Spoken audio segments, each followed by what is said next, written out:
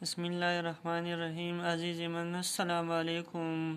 یہ سبق نظم نمبر 9 ہے، جنت کے آثار اور اس کے جملے ہے۔ قوس قزح میں 7 رنگ ہوتے ہیں۔ بیگا کہتے ہیں گیلا کو۔ بارش برسنے کے بعد بیگا سما خوبصورت منظر پیش کرتا ہے۔ اس جہاں میں قدرت کے بے شمار نظارے ہیں۔ دلکش، وادی سوات کی دلکش ندیاں قابل دید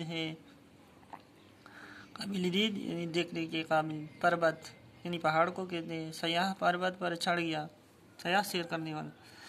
یہ بند ہے، تشریح ہے اس کی۔ یہ بلکھاتی دلکش رواں ندیاں، یہ بارش کی رم جم سے بھیگا سما، یہ پھولوں کی خوشبو سے مہکا جہاں خدا کی عنایت کے شاہکار ہے۔ زمین پر یہ جنت کے آثار ہے، تو اس کی تشریح یہاں پر ہے، آپ دیکھ سکتے ہیں۔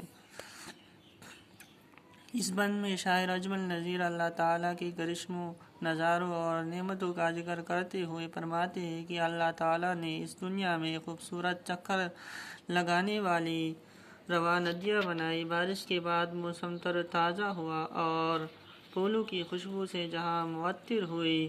یہ سب اللہ تعالیٰ کے قدرت کے کرشمے ہیں جو اس زمین پر جنت کے آثار پیش کرتی ہے، یعنی اس زمین پر جنت کے آثار کا منظر پیش کرتی ہے۔ اسی طرح لکھی۔ یہ سبق نمبر 10 ڈاکٹر عبدالقدیر خان یعنی محسن پاکستان کے مشق کے جملے ہیں۔ نمبر 1 جملہ ہے، فطری جذبہ۔ وطن سے محبت کا فطری جذبہ ہمارے اندر موجود ہے۔ یوم تکبیر، 28 مئی کو یوم تکبیر کا نام تجویز کیا گیا۔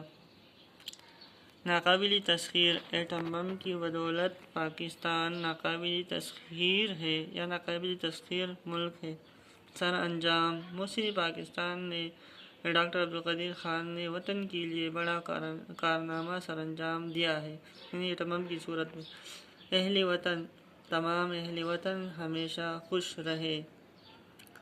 اگر آپ کو یہ جملے اور یہ ویڈیو اچھی لگی ہے تو ہماری ویڈیو ضرور لائک اور شیئر کیجیے اور دعاؤں میں یاد کریں۔ سب خوش رہے۔ والسلام۔